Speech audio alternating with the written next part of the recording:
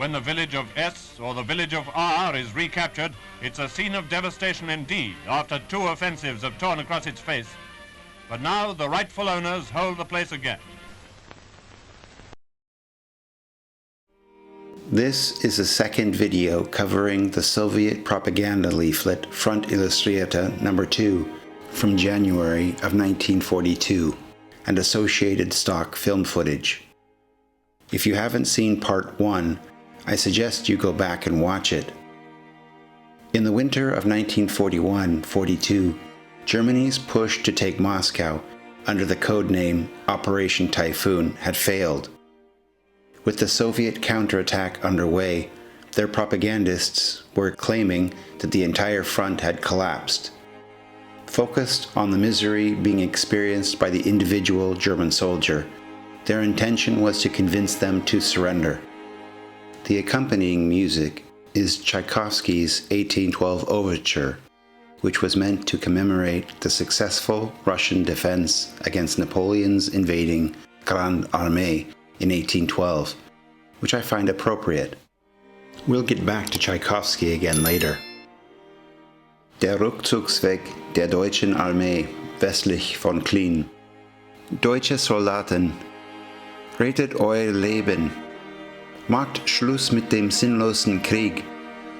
Geht in eure Heimat zurück oder gebt euch gefangen.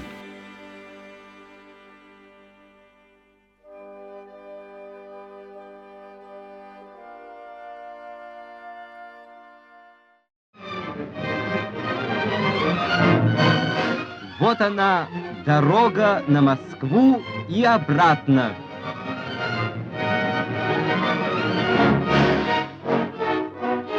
Красная армия продолжает гнать немцев.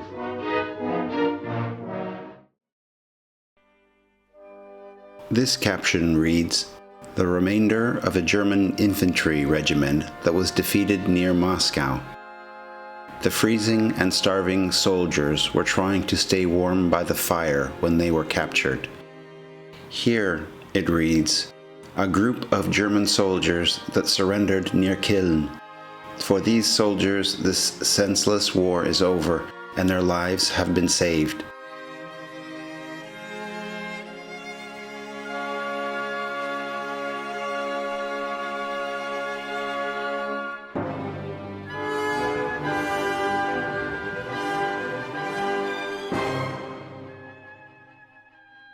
If you are a Patreon subscriber, you receive exclusive access to footage that can't be shown here. If you're not yet a supporter, please consider becoming one. It's worth it, I promise.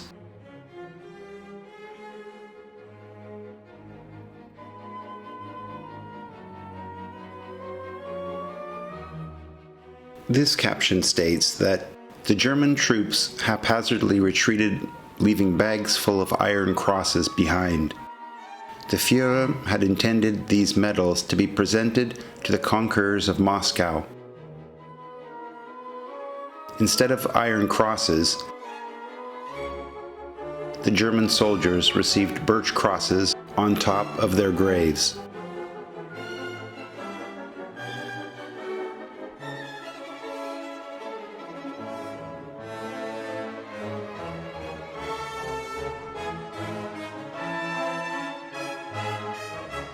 This caption states that the soldier died swearing at Hitler's bloody adventurism.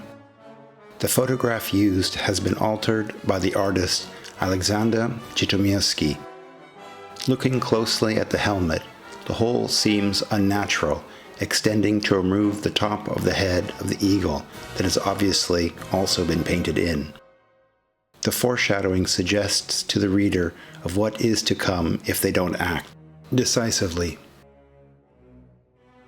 This photograph was supposedly taken on the Eastern Front in a German foxhole that was destroyed by the Red Army. The farewell message has obviously been added in post-production. Not only does it look fake, but the message completely lacks subtlety. With the relative newness of these propaganda techniques, I assume that the artist thought that the reader would believe anything that they see with their own eyes. Looking back at this photograph, we see that the dead soldiers in the foreground have also been added. Sometimes figures would be painted in directly or brought in from other photographs. Looking at the 50 or so original leaflets from Zhitomirsky's private collection, I see that many of the same figures are used in different propaganda leaflets.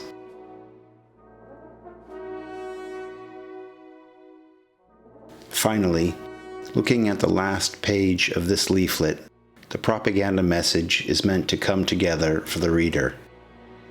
The personal photographs of a soldier that has been killed at the front are used in this propaganda technique.